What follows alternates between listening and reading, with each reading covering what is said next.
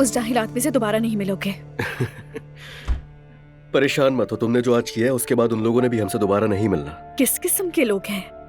एक तो वो जाहिल आदमी और दूसरा उसकी बीवी, दोनों दिमाग से पैदल हैं।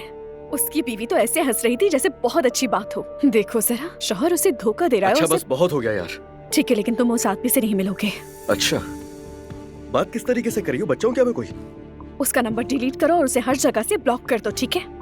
अब उससे कोई राब्ता नहीं होगा तुम्हारा।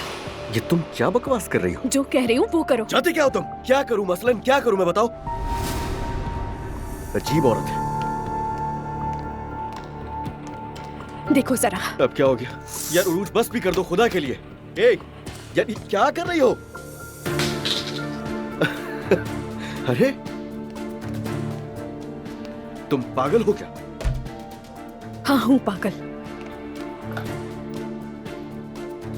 लाइट बंद करो, मैं सो रही हूँ।